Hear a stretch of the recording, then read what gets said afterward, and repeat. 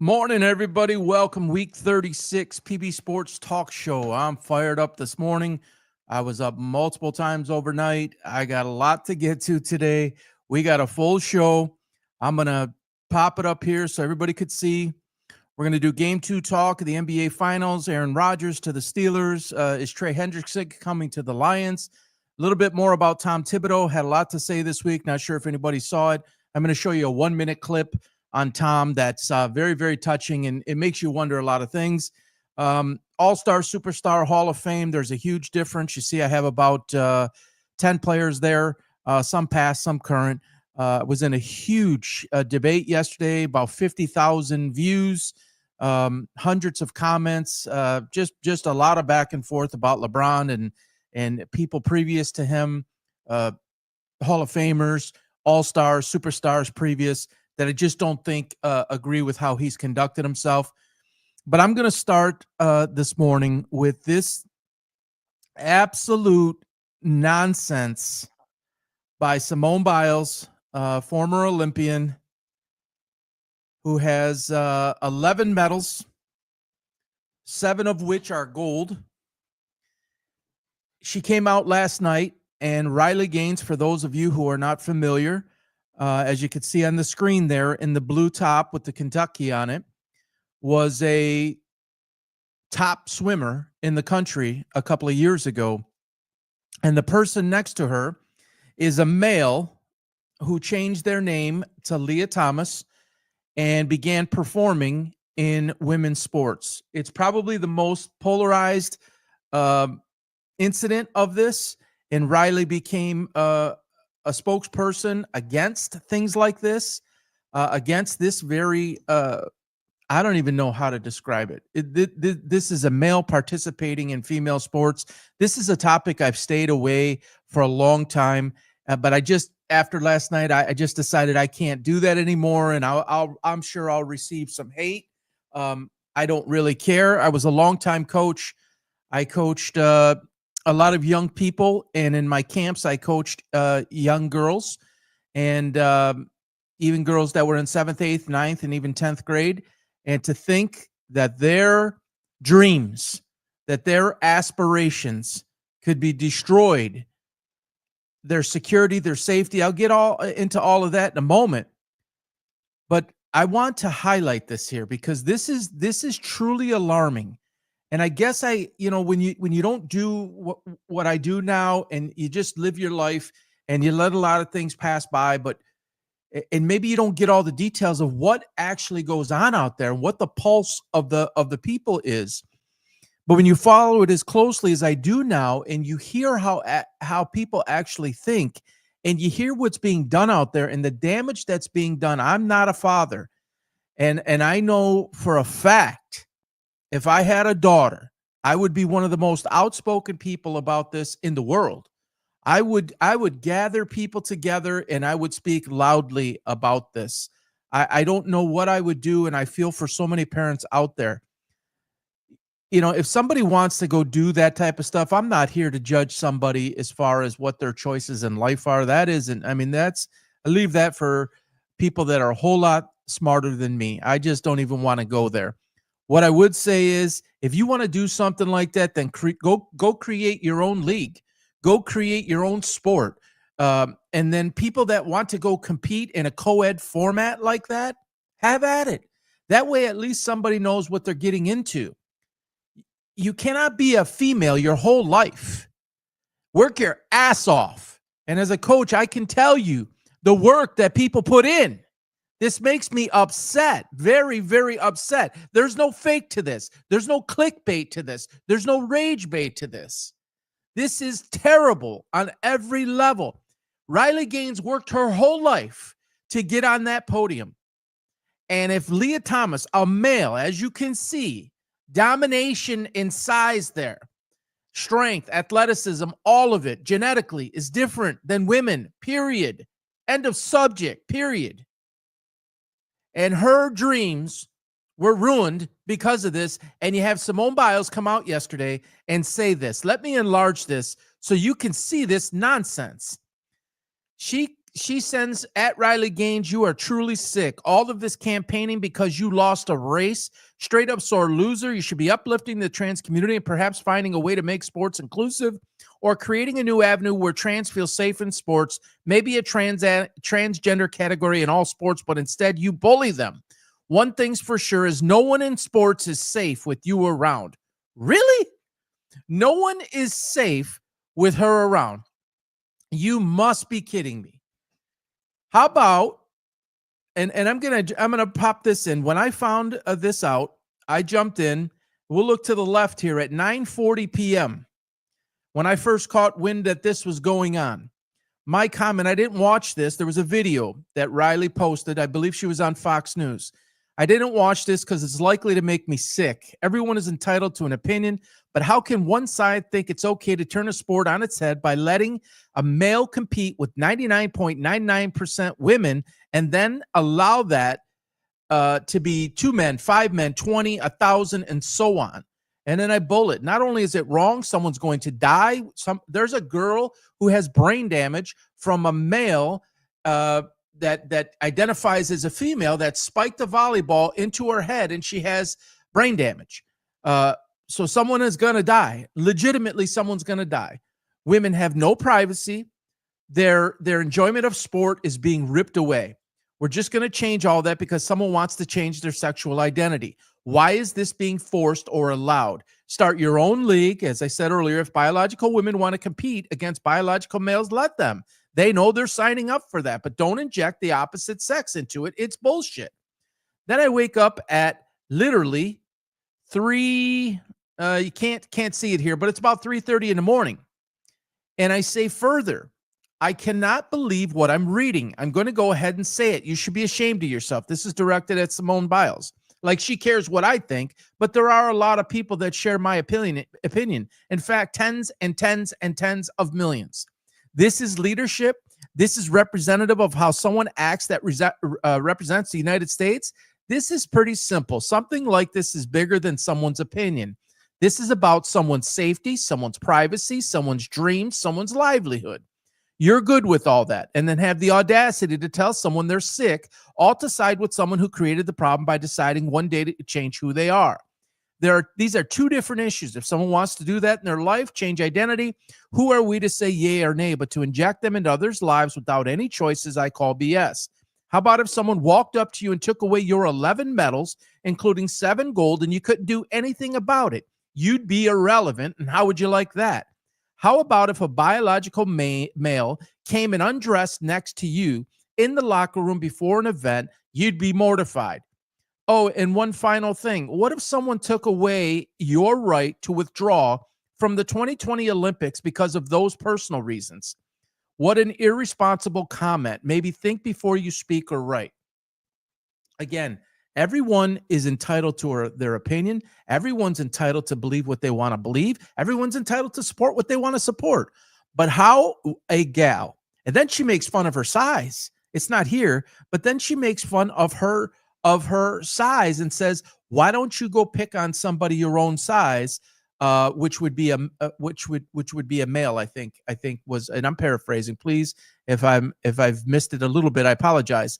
I believe that Riley Gaines is 5'5", 136 pounds, if I'm not mistaken. Simone Biles is 4'8", 104 pounds.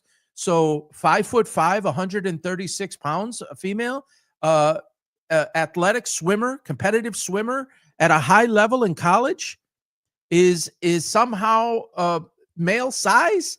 Did you not see this guy tower over her and has a big old coat on like that? You can't see the muscle definition. How do you think that's swimming through the lap pool or the Olympic pool? Absolutely, positively ridiculous. Let me show you something here as well. This is my basketball camp in 2015. You can see it's a pretty good turnout. You will see of the first 2 rows, basically, but you can see it on the right and the left, is mostly made up of young girls. There's a lot of young girls in there. And these girls are ranging in the 4th, 5th, sixth grade. There's a few that are older if you go back further in the sixth, seventh, eighth grade. So what is a young girl who wants to play basketball, because that's coming, who wants to play uh swimming, volleyball, any of those sports, has to think about, is there going to be a male that is allowed to compete in the sport that I wish to play, practice for, and dedicate huge chunks of time to my life, particularly if it's not just even recreational. There's a lot of people that take sports seriously and want to take it as far as they can go. That is not to suggest that they think they're going to be pros or anything, but maybe they want to go through the high school level. Maybe they want to go from high school and compete in college. And maybe it ends at that point. Whatever the case, why is that right being taken away from them? How can any one of these girls, and believe me, we took this very seriously. There's a lot of coaches on the left there, a lot of coaches on the right. If you look at the picture on the very far on the left of the screen, all the way to the left, the first person sitting in the aisle, that's me. There's coaches lined up behind me, and then on the other side, on the other row, men and women coaches. Do you know how seriously we took that?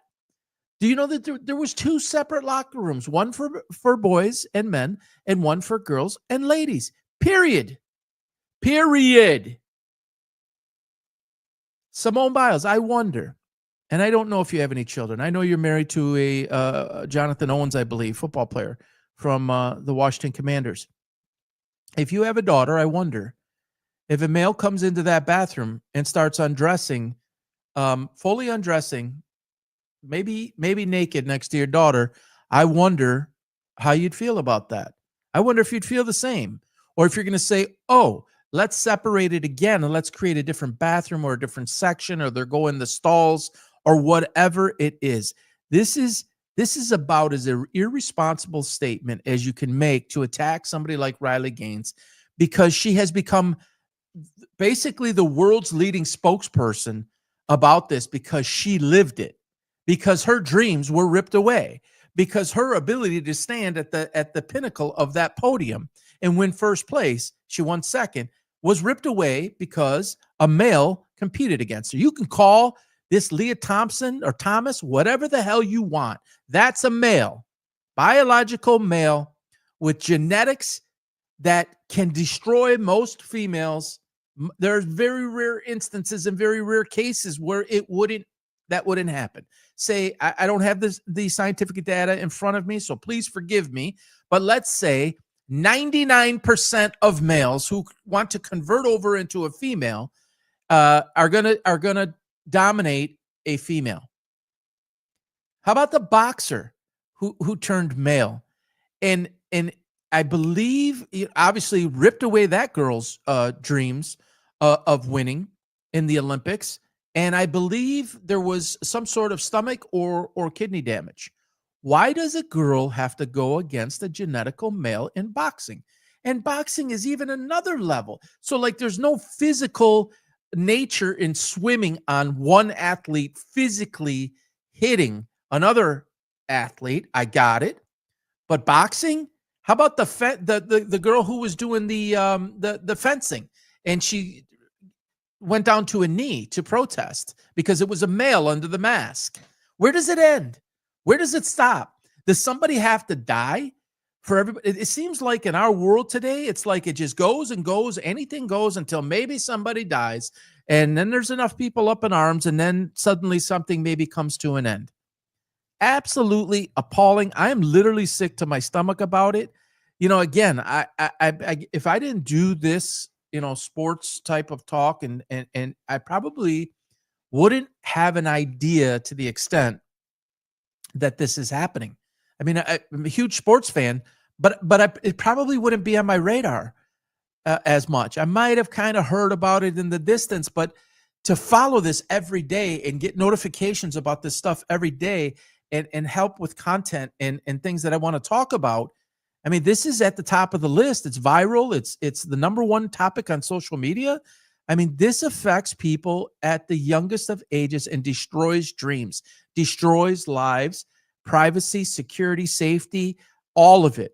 Parents, I don't blame you for being up in arms. I've seen it. I've seen people go up in front of school boards with their son or daughter and complain. I cannot imagine. I empathize with you. I feel for you on every level. This is absolutely positively disgusting. And I don't know what our world is coming to, that things like this, as if life can't be challenging enough, right? As if we do not have enough things to worry about in terms of, let's say, our children's safety, a boy or a girl, man or woman. There's so much in our world that we already have to concern ourselves with. How about they go to school, they get an education, they want to compete in the sport, and they can do both safely? Both are in jeopardy today. Literally, both are in jeopardy. Like, you can't even go to school a lot of places anymore and feel like you're safe and feel like you're getting the education you need. And then after school, or alongside of school, you want to compete in athletics and you got to deal with this BS. I mean, this is just absolutely. So Riley Gaines, keep up the good fight. I would venture to say, and I'm going to look into this deeper because I'm really, really curious on what percentage support Simone Biles and what percentage support you. And if I had to guess, it's probably 95% Riley Gaines, maybe 95% Riley Gaines, and 5 to 10% Simone Biles. This is on a very small level right now. But if this is allowed to continue, where does it go? Somebody wakes up one morning and they decide that they want to identify as a female. This will catch legs. It will catch legs. It will catch on. There will be more of this. And then ultimately, what can happen is, I mean, someone would have to step up in some sort of way and create an entirely new league. Because if that didn't happen, most likely a lot of sports would be disbanded. And already at the college level, for a lot of schools, sports are being disbanded because of participation and financing and what it takes to operate it. This will kill it. This will kill sports, particularly at the youth level, if this is allowed. I just, it baffles me. All right, we're gonna move on from this. Let me get this off the screen here. And as far as the background here, that's Chicago Stadium in 1991. Chicago Bulls, Michael Jordan, the greatest player of all time in the NBA. There isn't even a question. And it was in that topic of conversation very heavily yesterday and at other times. So I'm going to get to that in a little bit, but that's the theme for today, because back in 1991, 93, 95, 97, 99, things were just done differently. Athletes performed differently. It meant more. Teams meant more. There was less selfishness, more teamwork, and that's just gone completely awry, and it's really, really sad. I don't have anything up here specifically about Game 2 of Indiana and OKC, but it's going to segue into something else about All-Star, Superstar, Hall of Fame, and there's a huge difference between each of the three. Because in today's world, everyone's called a star. Everyone's called an all-star. Hall of Fame gets thrown around like it's M&Ms. Somebody yesterday debating on X if Blake Griffin should be in the Hall of Fame. Are you serious? Blake Griffin is not a Hall of Famer. There's about 450 people in the Hall of Fame. I'll get to that in a minute. Anyways, Indiana, OKC, Game 2 tonight. Thunder at home again. They blew it the other night. They didn't close it up. I talk about this on so many shows. I talked about this as a coach. You have a team down, you cannot stop, but there's a mental letdown that causes you to feel comfortable in certain spots versus if you were in the underdog or the trailing spot. There's a different level of aggression. There's a different level of execution when you are playing from ahead versus when you are playing from behind. There's just a different gear, and that's a constant fight for an athlete, for a coach, for a team to overcome, because the tendency is to relax. The tendency is to say, and OKC was up most of the game, 9, 11, 12, 13. I think it got as high as 14. Then it's down to 7, 8. And under 3:26 sticks in my mind left in the game. And Shea is at the line, I believe it was, and they were up 6 or 7 with 3:26 left. And next thing you know, it's getting to 4-3 to 2, and you put yourself in a position. You miss a shot there at the end. Halliburton comes down and knocks down the shot. Let me say this, because first of all, 9.1 million viewers tuned in to game one. That's awful. I believe it's the worst since oh gosh, I don't want to even say it, but it's I think at least 25 years. And people will say it has to do with it's not a New York team, it's not a Chicago team, it's not the Lakers, it's not somebody like LeBron. Nobody cares because it's not them. I'll say this about these two teams. They're the two best teams in the NBA, and I just think that you can't even dispute that. It's no question they're the two best teams. So why is it 9.1 million viewers? There's a lot of people out there now, and I'm going to dispute this in a minute, that believe Tyrese Halliburton is a superstar. And people already know that Shea is a superstar type of level. And I'll explain that difference in a moment, because they don't just throw superstar around. You really have to be at an elite level all the time to be superstar. There's a lot of good players on both teams. A lot of people agree that Rick Carlisle is one of the best coaches of the last 2 decades.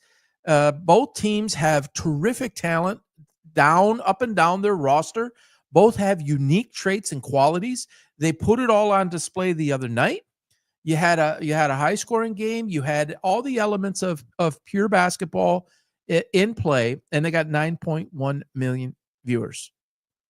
Now, somebody was debating with me yesterday on, and I understand this to a degree, was debating me on X, that the viewership under LeBron's reign or era is less by nature, because people have other choices, other options, other means to watch the game, and then things like YouTube, platforms like YouTube, to watch it in condensed formats.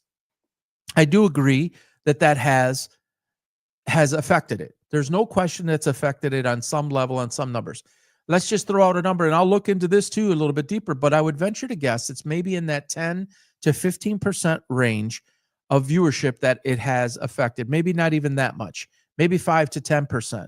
So if you have 10 million viewers and you take 5% of 10 million, I mean, that's not a huge number. Even if it's 10% of 10 million, that's 1 million viewers. Even if it's 20% of 10 million, that's 2 million viewers. It isn't significant enough. So that would tell you that there is more of a fundamental problem in the game. And the fundamental problem in the game is people are looking, I think, for a certain type of, the people who watch religiously, we'll say, are looking for a certain type of person or behavior or way of doing things, and that forces them to tune in. If you see the game played right by a team like OKC or a team like Indiana that doesn't have all the BS behind it, they turn away. Is that good for the game? Is that bad for the game? I mean, we could debate that until the cows come home. But if you're looking at it from a basketball perspective, this is the two best teams, battling it out in the sense of in basketball terminology. It's the right series. It's who should be there. So LeBron James and Luka Doncic, people would want to see LA in this situation wrongfully just because it's an LA market and because it's LeBron James. For what? Dude just keeps on getting beat anyways. You want to see Luka Doncic in there, whereas last year, he got swept out 4-0. Don't you want to see quality basketball? Don't you want to see new faces? Don't you want to see new teams come to the forefront and have it be more, the parity be better, and not have one dominant team all the time? I don't quite understand that. This is who it should be. All right, so let's talk about, I'm going to jump on the screen here a little bit, and we're going to talk. I've been very, very outspoken about Tyrese Halliburton in a big, big way. Everyone is coining him a superstar now. I don't agree, and I have just a small little chart there that I believe is kind of how you define it, how you quantify it. An all-star, top 24 in the league, 12 on 12, right? You're an all-star. Superstar is the top 10 in the league at any time, regardless of position. Are you going to tell me that Tyrese Halliburton is in the top 10 of the NBA right now? Are you going to put him ahead, even some of the older guys? Are you going to put him ahead of LeBron? Are you going to put him ahead of Kyrie Irving? Are you going to put him ahead of Kevin Durant? Because there's a whole bunch of other guys like Shea and Anthony Edwards and Luka Doncic and a whole bunch of other people. You're going to put him above that when the guy has basically no history of doing anything like this, no history of carrying a team, is absent and is not even effective for big stretches of a game. You're going to call that a superstar? Has he had some superstar moments this year? Has he been clutch in certain that game against the Knicks, game 5, I think it was 32-12 and 12 or something like that? Yeah, that's a superstar type of game. That doesn't make him a superstar. It's night in, it's night out, it's clear out, it's I'm going to take over and I'm going to do it, but you never take time off. That's my criteria. That's my opinion of my definition of what a superstar is. That's a Jordan, that's a Kobe, that's a Bird, that's Olajuwon. I'm going older now. That's a Curry. That's guys who do it. A Durant guy. I don't even want to put LeBron in there because I just think his skill level is so beneath all of those guys. And I'll get into that in a minute. And I'll get crazy hate. I got called real quick. I got called fat. I got called retard, bitch. You're ready for this one? Your wife is never going to leave her boyfriend the way you talk. You shouldn't even have a talk show. I mean, and there's some things that I won't even say because there's a segment out there. If you dare disagree with them about LeBron, then you immediately, they can't form an intelligent, debate. They want to just scorch earth you and just belittle you and demean you. And again, I've said it and I'll say it again. If I couldn't handle that stuff coming, I wouldn't do this. That comes with it. But it's just amazing how people think that way.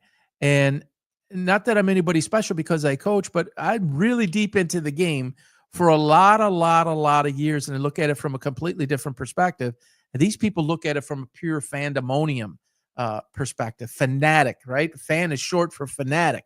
So you get fanatically attached to a certain player. And I don't know if they all consider every single thing because they buy into the lifestyle or they buy into the hype and the noise and the whole aura of somebody.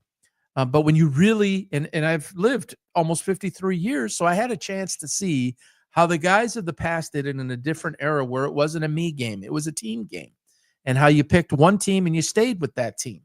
And there's something to be said about that. Are you going to be Tyrese Halliburton so far? I mean, he was Sacramento for a minute and Sacramento for a minute.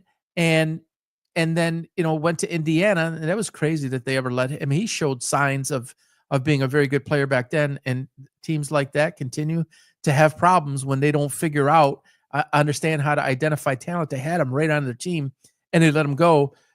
This is not to say that he's not talented. He is absolutely an all-star, having superstar moments. He is not a superstar yet. He's had, so if Robert Horry, was Robert Horry a superstar? Is Robert Horry Hall of Fame?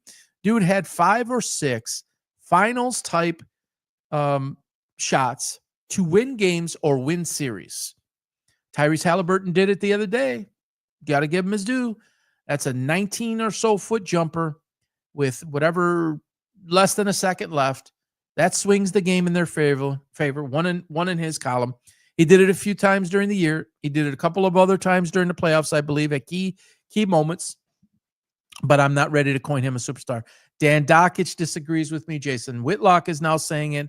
Many other sports guys, Jay Williams and others, say it. I'm just not there yet. I can't get there yet. And then Hall of Fame, or so superstars should be top 10 in the league at any time, right? You have to be an Anthony Edwards. You have to be, Steph Curry, healthy even at 37. You're putting him in the superstar category. And Luka, although he's a one-dimensional player, that's a superstar. That's a guy who could take over a game for basically 42 minutes, 40 minutes, 38 minutes, and just dominate you. Tyrese Halliburton is not a dominant player. He's just not. Now, could he evolve into that where he's like this on the regular? Then I'm going to change the category to make him superstar. And then Hall of Fame, it's happening in a lot of sports. It cannot just be anybody. It's an exclusive group where you've done it 7, 8, 9, 10, 12, 13, 14, depending on sport, 13, 14, 15 years over and over and over and over and over. And you are one of the greatest at your position in the history of the game. Blake Griffin is not one of the greatest in the history of the game at his position. He isn't even, he's maybe a middle tier. He had, again, moments, and he did it in a soft era. I just think you have to take that into consideration. What was the competition like? What was the era like? I think that has to factor in to the conversation. Does it translate into any era? Yeah, I think that's important. A lot of people disagree with me on that, but I think it's important to take that into consideration. And did you change the game? Now, he was a high flyer. Yeah, he could do things like that, but does that make a Hall of Fame player? He basically had no skill set beyond the power game and beyond air, power in the air, force at the rim, putbacks, lobs, this type of thing. That's not a Hall of Fame player. There's so many guys that can't make the league because that's all they can do. Dude couldn't break you down. He had no back to the basket game. He had no discernible offensive skill set. He wasn't like a incredibly great defender. He was great at high flyer, finishing at the rim, putbacks, lobs, those types of things. You have to do a whole lot. Again, this is one person's opinion. Agree or disagree. That's just not you. You got to be top 5 or 10 in your time in that era. This is a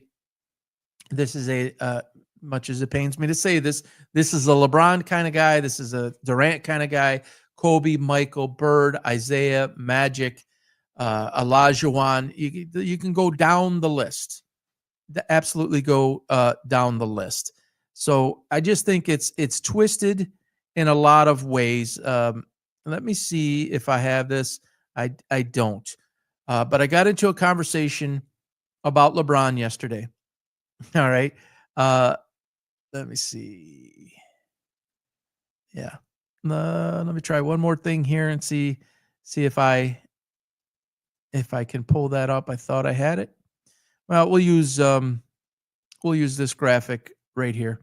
We'll pop this up, and you see Kobe, LeBron, Michael, Shea, Durant, Giannis, Brunson, Curry, Tatum, and Doncic in that group there, All-Star, Superstar, Hall of Fame.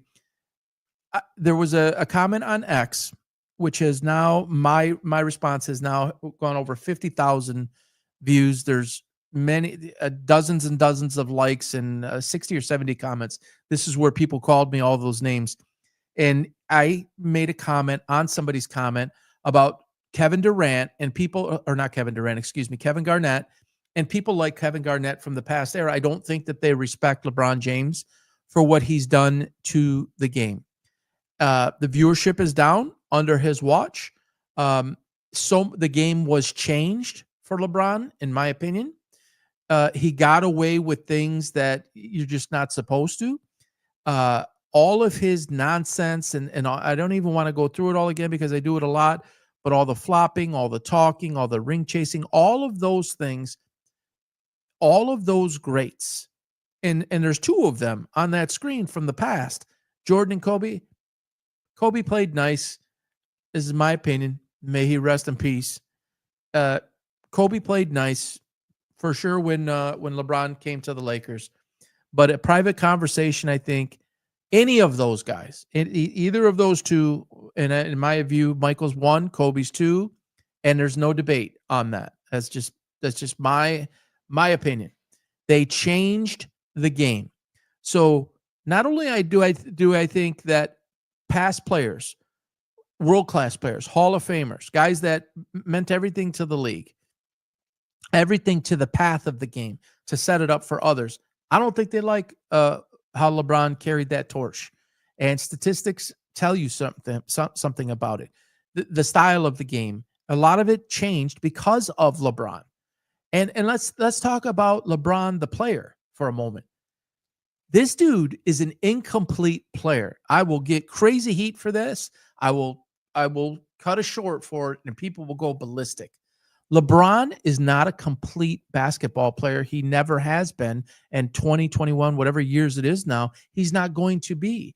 He doesn't have a back to the basket game. He doesn't have any discernible moves. Dennis Rodman recently came out and said, in our era, I would have locked him up. He doesn't have any offensive moves. It's not difficult to defend somebody like that. LeBron's ticket was his power game, his size, and a lot of people question how he got that big, but 6'8", 250, his size and explosion speed made him a full handful. But in terms of somebody could get up in his face, get physical with him, it's a lot like Mike Tyson for those who are boxing fans. If you pushed around Mike Tyson a little bit, if you showed that you were not afraid of him, if you showed that you were going to mano a mano man up against him, he struggled. And that's when he lost to Holyfield and he lost to Lennox Lewis and he lost to other people, even a lot lesser people, because they stood up to him and they weren't afraid of him. People like Michael Spinks that went into the ring that had some lesser skill, less explosion, and showed fear. He absolutely annihilated those people. I do think that there's people that got out of LeBron's way many, many, many, many times over many, many years because of his sheer size. And he did have the ability to blow by. I'm not going to say that he didn't, and I'm not even going to say that he had didn't have the ability to knock down some shots. I think you can argue that he was never a clutch performer when it mattered most on any kind of significant enough scale, like a Michael or like a Kobe or like Bird or like many of the other guys. He didn't have it. He doesn't have it. And I mean, the tape doesn't lie. The stats don't lie. The data doesn't lie. Somebody said, well, he is the all-time leading scorer. What does that mean? That doesn't mean anything. He's played for 21 years. He should be the all-time scorer. If Michael played in this era, he'd average 50 a night. Now, LeBron would say, if I wanted to add 50, if I wanted to do 50, I would do 50 a night. You would lose doing 50 a night. If Michael did 50 a night, they would win. There's a difference between LeBron James and all the other truly, truly the Michaels and the Kobes of the past. He doesn't have the same makeup, not mentally, not in his game, not in the development of his game, not in the complete nature of the game. This dude, yeah, okay, superstar, okay, Hall of Fame, okay, incredibly talented, one of the greatest athletes ever to step on any court, floor, grass, whatever you want to say. But I just don't think that people before him respected him. The game is worse off after it's been handed off to him. He will be turning the league over to whether it's Cooper Flagg, whether it's Luka, whether it's whomever, in much, much worse condition than when it was given to him. He had an opportunity to take it to a whole nother level, and he didn't. And I just don't know that that can be argued. All right. So Tom Thibodeau, this is something that really bothered me this week. I did a video on it. My gosh, it got so many views and tens of thousands of impressions and hits. I don't quite understand this at all. Let me show you this clip. I'm going to shut up and I'm going to let Tom take the floor here in a moment. This is a 1-minute clip about the man that Tom Thibodeau is and what the game actually means to him and what the Knicks and others have let go. Gotta love it when your screen doesn't clear. All right, here it goes. 66, never married, no kids. People say I'm obsessive, say I gave my life to basketball. Maybe they're right, but I never saw it as a sacrifice. I saw it as a choice. For over 30 years, I missed every big family moment. Wow. I'm not getting any volume. Girls, I wasn't there. There was a woman once we got engaged when I was 30, 6 weeks before the wedding. I called it off. My mother was furious. I went back to the film room because I believed if I was going to be great, there couldn't.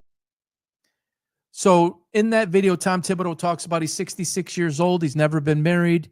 He was engaged to be married, and I think it was 6 weeks before the wedding. He called it off because he wanted to commit his life to the game of basketball. I think it's 32 years that he's been in it. He committed everything to it. He says in the video, people say I'm obsessed. People say I'm a lifer. People say that's been everything, but that it's hurt me. And he says, I don't view it as anything has hurt me. I view it as a choice. I've wanted to dedicate my life to it. And it's a touching story when you hear him talk. Tom's an intense guy. He even calls himself obsessive. And, to do something that long and sacrifice like that, you basically do have to be obsessive. The most successful entrepreneurs in the world, the Hall of Famers and superstars, you're obsessive. You have to be obsessive to get to that level. Some would say that he may have gone to an extreme and didn't have a family life or children or whatnot. That's a personal choice. And it doesn't mean that he's equipped to be, a coach of an NBA franchise. But you get to the Eastern Conference Finals for the first time in 25 years. James Dolan became the owner of the Knicks. At the last time they were in the Eastern Conference Finals is when he was owner, 1999. 25 years goes by, 24 years goes by, and you don't ever get back to the Eastern Conference Finals as the New York Knicks. And Tom Thibodeau, who had success in Minnesota, had success in Chicago, and had success in New York, and a lot of people dislike him. A lot of people dislike his style, but there's also people like Derrick Rose, who was a phenomenal player that swears by Tom Thibodeau, that followed him to other places, and then never wanted to play for anybody else. And he was open about that. Those are his words. And you get to the Eastern Conference Finals, and then I get torn up on X, and somebody says, if you had an ounce of brains, you'd know that this was the Leon Rose decision. Leon Rose, director of player personnel / general manager, makes most of the basketball decisions. Let me explain something to you as an owner of something for a long time, and it doesn't matter the level that it is.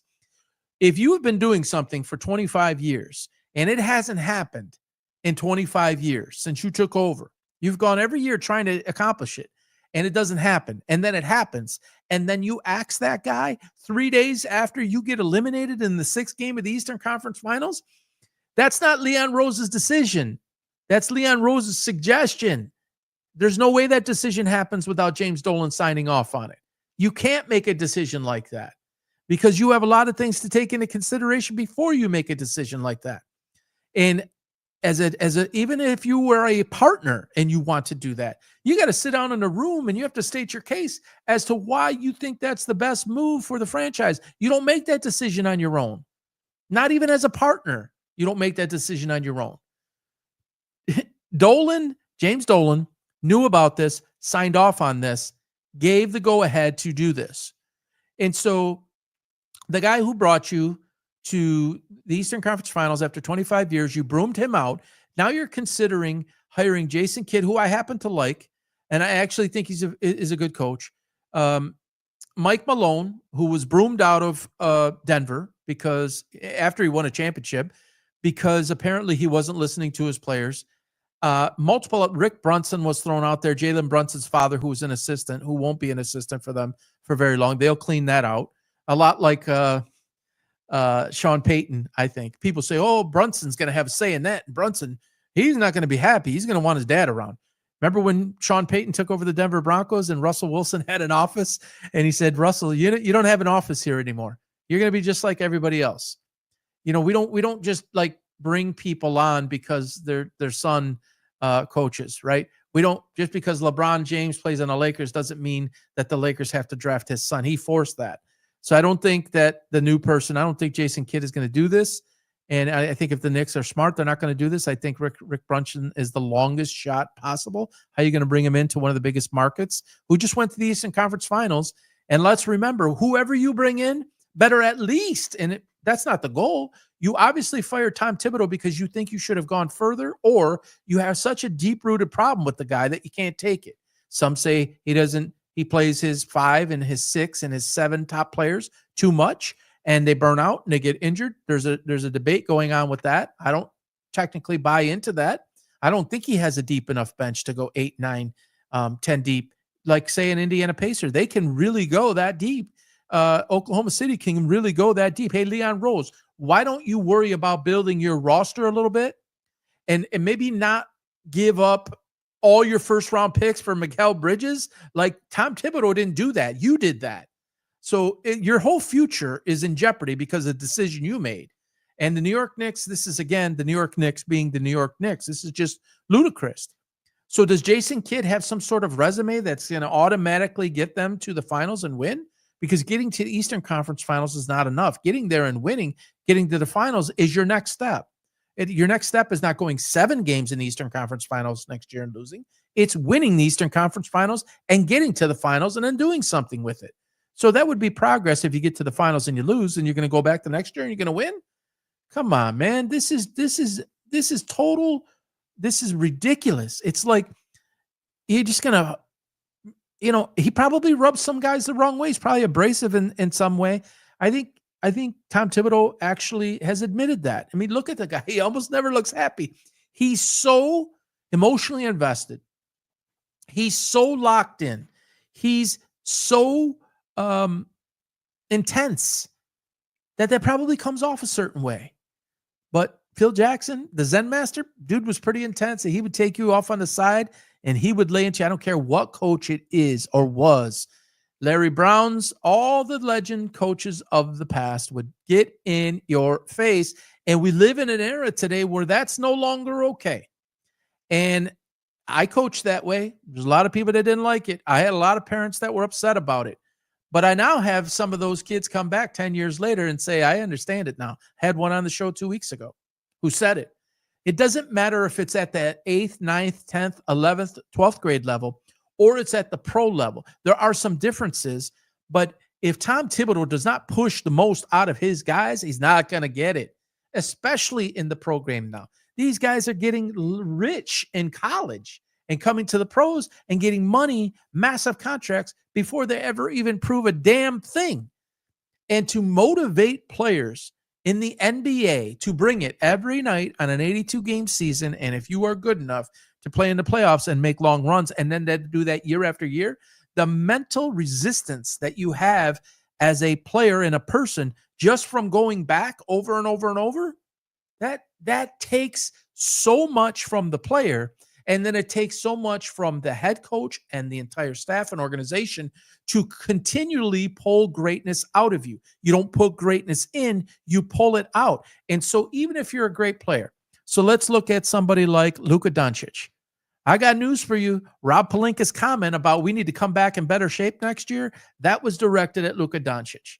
You constantly need to be pushed. It does not matter what level you are at.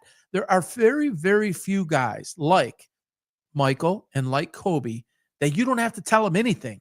They just thrive on it. They're their own police. They're their own investigator. They're their own pushing agent. These guys are absolutely committed to it, and it's life or death to them. I don't think it's life or death to LeBron James. I don't think it's life or death to many of those. Definitely not Karl Anthony Towns. Because dude will disappear and be a lunar eclipse, and then he'll show up and get 30 and 15. And it's like, bro, you got to bring that every night.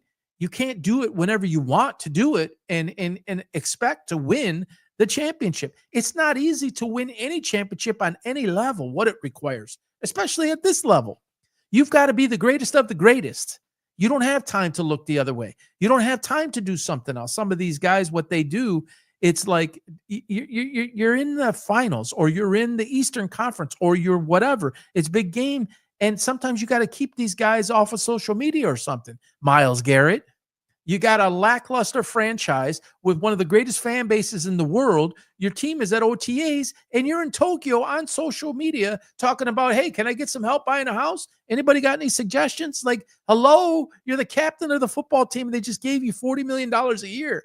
It is mind numbing. So if you don't have a coach that can control some of that stuff, what do you have? You got a free for all. It's a mess, an absolute mess. Tom was the guy. They didn't have, and here's the truth, because you don't have the draft picks and you have your most tradable, you're not going to trade Brunson. Your most tradable asset right now, or movable asset, is Karl Anthony Towns, who's about to get $50 million a year. You don't just get to unload that guy and someone else is just going to take that on. I think he's 30, 31 now. It's just going to take on $50 million a year on a player who, in my opinion, seems like he is declining. It seems like he's got more and more slower and uncoordinated. I mean, there's guys who have made a career off of imitating him. They make videos of imitating all of his unorthodox movements. That seems like it's getting slower. It's $50 million. You get what you can get for the guy, but that's not suddenly going to improve your roster by, a quarter, by 25% or something. And you basically don't have any first round picks. So you're not building your team through the second round. You're going to go acquire a bunch of free agents. I don't know what their cap situation is, but I don't know. All right, good segue into the next topic here. For all you Detroit fans, NFL fans, I'm not going this broadcast without talking about this. All right, the Lions up at the top here. Third down, cap space $40,124,000. Frank Ragnow retired early this week, and I think not surprisingly, a lot of people acted surprised. I don't believe the Lions are surprised in the least. I think they had a heads up. I think they knew that this was being considered. People say that it was a contract squabble. Bullshit. I don't think it was $2 million, $1 million. Would have made that much more difference. Frank body started to break down. He wanted to spend more time with family. He's going to spend more time with family. At 29 years old, he had a long career, very successful career, made his money. Now he wants to go spend time with his family. That's his right. And that freed up some extra money. And so the Lions are $40 million under the cap. Effective cap space, if you look in the second column there. Active cap spending is $243,655, $243.6 million of the $279.2. Dead money, not terrible at $21 million. It's one of the best on the entire board here. And everybody keep that in mind. Lions fans, One Pride, Detroit, people are attacking, Brad Holmes for not doing these splash moves. How about the 49ers there at $92 million in dead money? How about the Seahawks down at $67 million, or the Saints at $65, or the Jags at $64, or the the Browns, talking about the Browns, $61 million. Dead cap money. You've lost. The 49ers have the second most cap space, but they got a lot of dead money, which means they're bringing in guys and then they lose guys and or trade guys and or cut guys, and there's dead money on their balance sheet. So the Lions now have a surprising $40 million that they didn't have before, which leads me into the next guy here. Look and see what we have here, which we might have here. Aiden Hutchinson, DJ Reader, Aleem McNeil when he comes back, hopefully not after Thanksgiving. Hopefully it's sooner than that. And Trey Hendrickson, who everybody wanted in the beginning. I was one of them. He was third on my list. I had Myles Garrett, and I had, I forget who the other player I had in front of him. He was the third choice. But then at $40 million is what he's looking for, and you have Hutchinson coming up off his rookie contract, is going to be likely the highest paid player at the position, is probably $45 million. Are you going to be the Cincinnati Bengals and tie up 45? They do it offensively. You're going to be the Lions to do it at Hutchinson at 45, 50 million on one side, and Trey Hendrickson at a 40 million on the other side. No, you're not going to do that. You couldn't do that weeks ago. I still don't think they're going to do it now, but that has soured so much for Trey Hendrickson in Cincinnati, and they are so financially strapped because of what they've done offensively. Let me just pull that back up here again.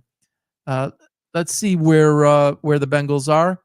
27 million in cap space, 6.6 million dead cap money, not bad. But I think that their depth is severely affected. If you compare their roster to the Lions roster, the Lions can endure injuries, they can endure all sorts of different things, and I don't think the Bengals can. So what would happen if the Lions were to acquire Trey Hendrickson? I have best defensive line in the NFL there on the graphic, and I believe that. I don't know how you stop that. A healthy front four like that. I don't know how you stop that. And you have depth throughout. like 2 deep and even 3 deep. Some would argue that Davenport shouldn't be your starting end and Trey Hendrickson is an upgrade. I agree. Josh Pascal, somebody say he shouldn't be a start. These are your number one guys across the board. If you get Trey Hendrickson, this is your 4. Healthy. When McNeil gets healthy, this is your 4.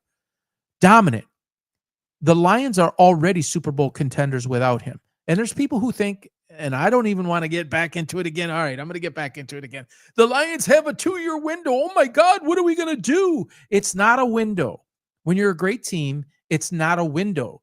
When you have great evaluators and great scouts and great talent, and you have a great organization, a great franchise that does things the right way, does not build through free agency, but rather builds through the draft, and you keep on reloading, not rebuilding or rebooting. You just keep reloading, and you are prepared for things like Ragnow, for things like Jameson Williams in 2 years. If you decide to move Laporta in 2 years and you don't want to re-up him at new money, and you rather allocate that to Jameson Williams as an example, or vice versa, you're already addressing the potential loss of Jameson Williams with the Tesla pick, that they actually believe that this guy, and I happen to agree, and I shared it before, I'm not going to get into it again, but you're already actively building the depth, and then it's plug and play to the next guy. And then when these guys get into 5 or 6 years and you don't want to keep them, you move on, but you have the ability to draft and reload, and it's just next man up. It's next man up in terms of when you draft, to fill out your team, to build depth in your team. It's all relative. It doesn't go away. It just continues. So, I have a friend that said, Todd Szymanski. Todd said, I want a 15-year dynasty, or 10 to 15-year dynasty might have been what he said. And I think that's what you're looking at here. Barring something crazy happening, and Dan Campbell decided he no longer wanted to be here, or Brad Holmes decided he wanted to go someplace else. I don't see that. But hey, anything's possible. But if you keep this structure, this leader, like a John Harbaugh, been there forever, like a Mike Tomlin, been there forever. But this is a different group than the Steeler group, or the Ravens. See, so they did it through Ozzie Newsome, and then they did it through his name, Eric, the new GM over there, or DeCosta, I think it is. It's just the next man up. It was you trained and you learned under Ozzie Newsome, and then you moved on. John Harbaugh, when it's time, he'll have his heir apparent. Pete Carroll with the Raiders, who came in as a stopgap measure, 74 years old. He's not going to coach, obviously, till he's 80. Probably they don't want him till he's 80, although dude probably chewing a gum, running up and down the sidelines at 82. I don't know what he eats every day, but is amazing, the energy that Pete Carroll has. But he's going to groom his replacement. You're going to groom Goff's replacement. There is no window, guys. So you want to look at a potential window where you can add right now and make yourself go from a Super Bowl contender to a Super Bowl favorite. Something like this could make a lot of sense. I would have to see the actual, guaranteed money, signing bonus, how that all prorates out over the years. If they give him a 3-year deal, a 4-year deal, he's 30 now, I think, 30, 31. You're not looking to sign big money when he's 35, so maybe it's a shorter deal. I think he wanted 4 and the Bengals were offering 3, so he wants that security. But if you're looking at window to make a run, to make yourself a favorite of the Super Bowl versus a contender of the Super Bowl, that's a different argument. But a window in terms of, hey, we're really good and we have to win a Super Bowl now, otherwise it could be 20 years. No, I don't think that that's this organization. Look at the Pittsburgh Steelers. The last time they won a Super Bowl was, I don't have the number. I want to say 2006, but against Seattle at Ford Field. But I can't recall if that was. No, I don't think that was Tomlin. I think that was Cowher. But Pittsburgh wins 10 games every year. Basically, they're in the hunt for the playoffs every year, but they're not a legitimate Super Bowl contender. Now they went ahead and did something with Aaron Rodgers. You're going to go bring in a one year, maybe 2-year stopgap measure because you think Aaron Rodgers is the guy. And I had Aaron on the board to talk about, and I'll talk about him now. it's like Aaron Rodgers is not the answer for the Pittsburgh Steelers. Let's just put it that way. If you think that he's going to step in there and suddenly they're going to contend for a Super Bowl, I just think that that's short-sighted. I don't see that happening. They don't have the type of weaponry over there. Although Arthur Smith, again, he tried it with Jonnu Smith. Now he's trying it with Kyle Pitts. He's got to go get every single tight end that ever played for him now over in Pittsburgh. He wants all those guys that played for him before. Yeah. You got Freiermuth there. You bring in a guy like Jonnu. You bring a guy like Kyle Pitts, who's totally underachieved. He's been a huge disappointment, and there's could be other reasons for that. It might not be him. It might be just how it worked in Atlanta. Sometimes a fresh start. Somebody gets somebody catches fire and can do some things. Rodgers doesn't solve the problem. I also don't think that DK Metcalf is your absolute prototypical true number one. I just don't think he runs every route. I don't know that he's just – I just don't know that he's that difference maker. You know, can Rodgers stay healthy? Yeah, he did for most of the year last year, not the year before, of course. But there's a 50-50 chance he doesn't make it till week 8, or that he, you know, not that he would have a season-ending injury, but that he would be able to stay healthy at 41 for an entire season to play at an elite level. I don't know if you can expect that. Is this the guy? Are they ready to win, you know, without him and then adding, or, you know, man, if we add Aaron Rodgers, does that put us over the hump? If you were the Minnesota Vikings, I think that and he wanted that, that's an argument that can be made. He can maybe get there quicker than maybe a JJ McCarthy. And I think JJ is going to be absolutely phenomenal. But if you want to say, hey, 1 year and let the guy sit and learn and recover more from the knee, and bring Rodgers in, I thought that was more of a winnable now. Hey, we can win the Super Bowl now. Look what we did last year. The Steelers, and I watch them a lot. Seems like I always have fantasy players on that team, and Jaylen Warren is one of them.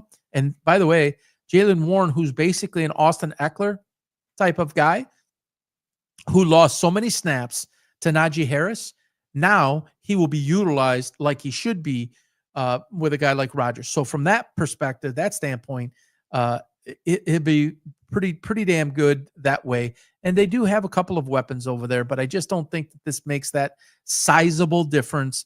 And it's, you know, some kind of window that they might miss. They're not prepared for the future. That's unfortunate. They have no quarterback in the wings. You want to say Will Howard is your future quarterback in the wings? I'm not so surprised at this. Back to the Lions.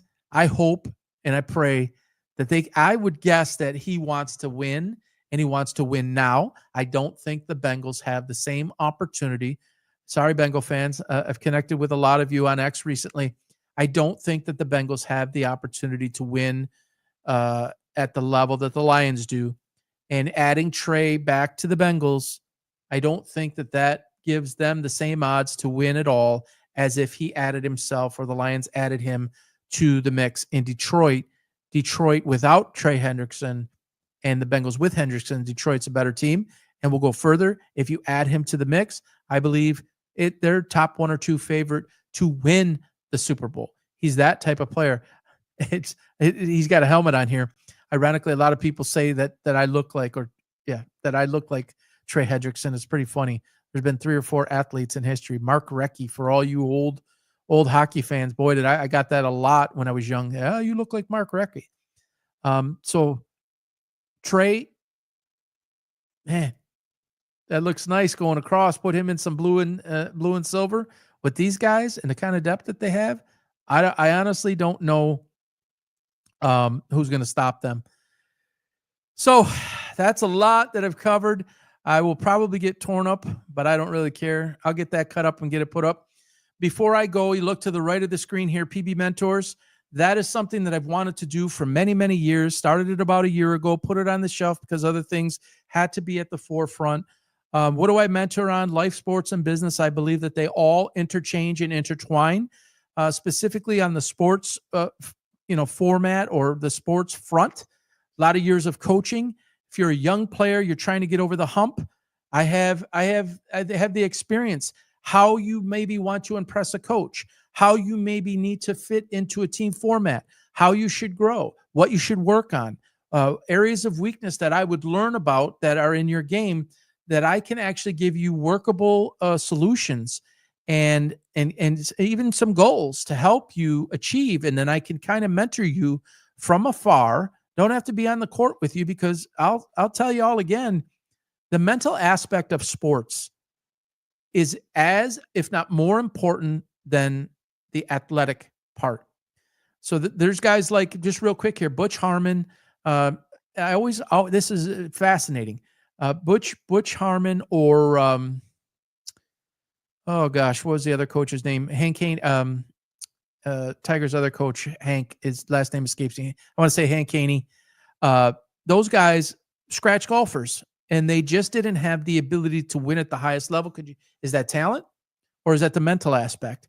And you look at guys like Tiger that could just take all of what those guys teach them and help them. I'm not saying that I'm in any way on that level. What I'm saying is it could be one thing that I say or mentor you with that can make all the difference. Maybe it gets you an extra 5 minutes a game.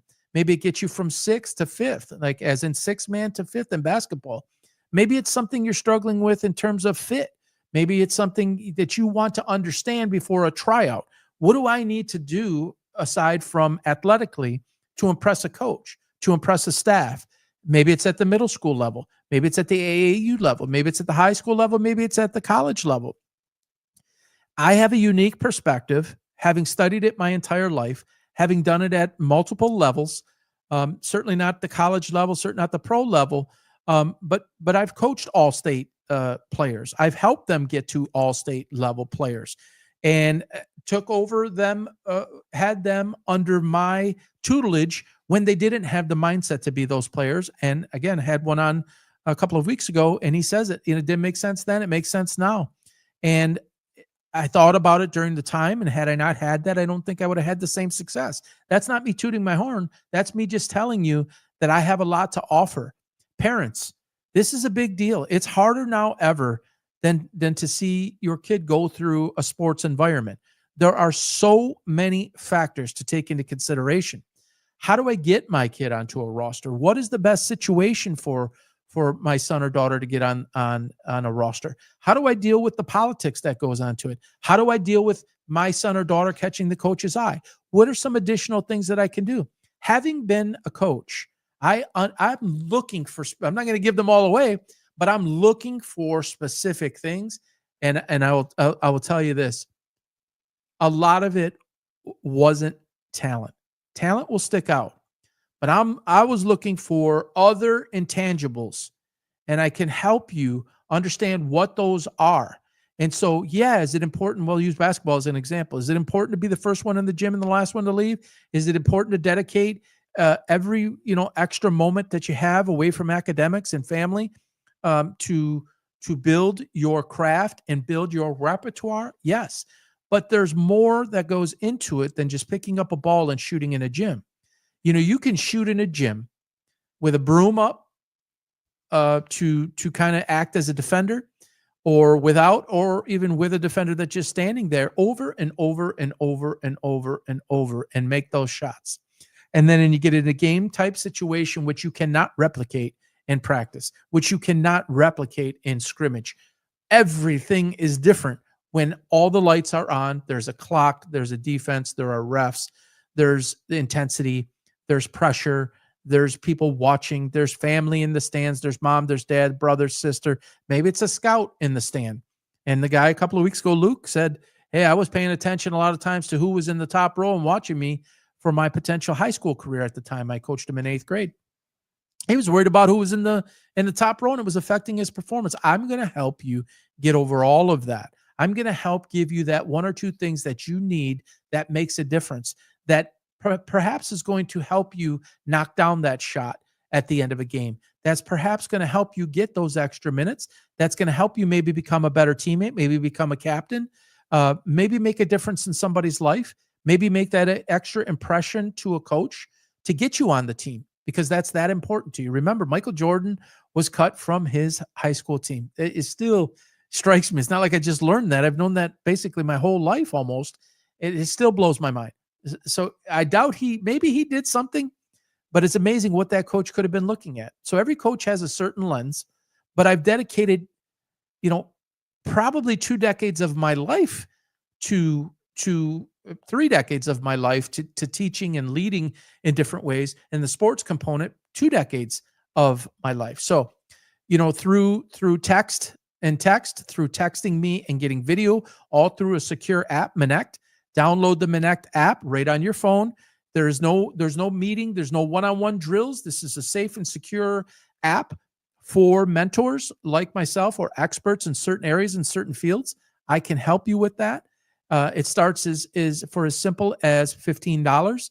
You can go right to pbmentors.com, and on the upper tab there, you'll look at the PB Mentors tab, and there's a self-evaluation form. There's a simple 5 questions. There's a multiple choice to each question. Send that over to me, fill that out, submit it. It comes right over to me. I will assess it. This is free. I will obsess. Yeah, I'll obsess over helping you get better, but I will assess it, and I will put together what I believe is a good suggestion and a good plan of attack for you. And you can decide that you want to do it or not. It's no obligation. If you're a parent, if you're the player, happy to do that and would love to do that and take interest in what it is you're trying to accomplish and build a plan to help you get over the hump. You want to maintain it and continue on? I'll help you continue to grow. You go for a certain period of time, you feel like you've reached where you need to reach, we can discontinue it. Keep me in mind in the future. Also, you'll see life and business there. Business, 35 years as an entrepreneur, multiple successful businesses from scratch, zero with no investment, built them to over $1 million companies in multiple different fields. Have a lot to offer. I have a friend who is trying to start a business right now, and he's asking questions like, what app do I use? How do I process credit cards? I've been through all of that. I've done all the trial and error. And what I would tell you is that trial, that error, that research, if you're first starting out, first of all, it's hard enough to decide if you want to become an entrepreneur and what it takes, and then to make all those decisions and where do I go and what do I use. I've used basically every single provider that there is. I can steer you in the right direction immediately, save you a lot of time, and everybody knows that time is money. If you can get to something much quicker and much more successfully and only have to do it once instead of 2, 3, 5 times, not that my opinion or that my choice that I made would be the right one for everyone. It's probably going to be different for a lot of people, but at least I can help you avoid pitfalls, because when you're going through that by yourself, man, you fall and you fall deep, and you got to dig your way out of that and come up out of that rabbit hole that you went down because you made a wrong choice. The right software, the right approach, actually the decision, should I hire, should I not, should I be a sole entrepreneur, should I look to build out a team, what does that take, what type of ramifications, what type of liability, what type of risk is involved, is that actually something I want to do, is it a hobby, is it a business? Because if you want it to be a hobby, that's fine, more power to you. But a lot of people think that having a hobby and turning it into a business and hiring people is the same thing. It's not the same thing. When you go from hobby to business, and I want this to actually be a business, and I want to build something at scale, and it requires people, not just myself, because if you want to do it at any scalable or any sizable level, it requires a lot more than just yourself. I can help guide you through that entire process. And then as far as the life aspect, anyone who knows my story, nearly died in 2016, lost my father at 17, my mother at 34, everyone goes through struggle, and I'm blessed to not have had as much struggle as some people have, but I've lived a unique life. I've lived a pretty full life through 52 years. I'll be 53 at the end of this month. And again, somebody who's 20, 25, 30, 35, hey, maybe you're my age and maybe you're just struggling. I've gone through it, man. I've gone through some things, and I've had to be resourceful, and I've had to lean on other people, personal mentors that I could touch, distance mentors who I could study. Maybe it's just a book that I can help you line up to, because you can go through, hours and hours and months to try to find what's right for you. Maybe it's a little something I can say. Maybe my story, you can relate to it in some kind of way. Maybe you've had loss of both of your parents. Maybe you've lost other important people in your family to death and to other circumstances, and what that's like to go through that and the reasons why. Everything, the answer behind everything in life, it comes within the why. What is your why, and why did things happen the way that they did? There's not always an answer as to why they happened. Some happen by a much greater power and reason that we can understand, but understanding what your why is and then identifying that and being laser like clear about that and then building a plan around that in whatever capacity or whatever area in life. It's important because you can kind of get twisted into a maze, and I've been in that maze. Boom, run into a wall. Boom, run into a wall. Boom, run into a wall. So maybe I can help you avoid some of those obstacles, some of those pitfalls. I'd love to work with you. pbmentors.com, pbsportstalk.com. They go hand in hand, sports, life, business. That's why you're seeing something like this. You know, there's some people out there laughing at me because, well, you know, he thinks he's this expert on all this type of thing. People are going to say what they're going to say. Doesn't matter what you do or say. I could really care less. For me, this is about helping people. For me, this is about living out my dream. For me, this is about making a difference in people's lives. And if you reach out to me at pbmentors.com, Paul at pbsportstalk.com is my email. I'm committed to helping you. There's nothing that thrills me more in life than helping others get from where they are to where they want to go. So it's been real this week, 36 of them. I can't believe it. Look forward to many more weeks like this. I'm sure I will be on live over on YouTube and X later this week. Please, if you have not, subscribe. I'm trying to build up my YouTube channel. So subscribe to my YouTube channel at PB Sports Talk. You can follow me on Twitter at PB Sports Talks with an S on the end. My Facebook page at PB Sports Talk. Would love to have you involved. Lots of great things going on. Everybody have an awesome Saturday. Have an awesome weekend. I try to always remember to say this at the end of every week. Life is short. Hug someone, hold someone, love someone. Enjoy your weekend, everybody. Thank you for joining me. And please share this with somebody you know. Take care, everybody. We'll talk to you soon. Bye-bye.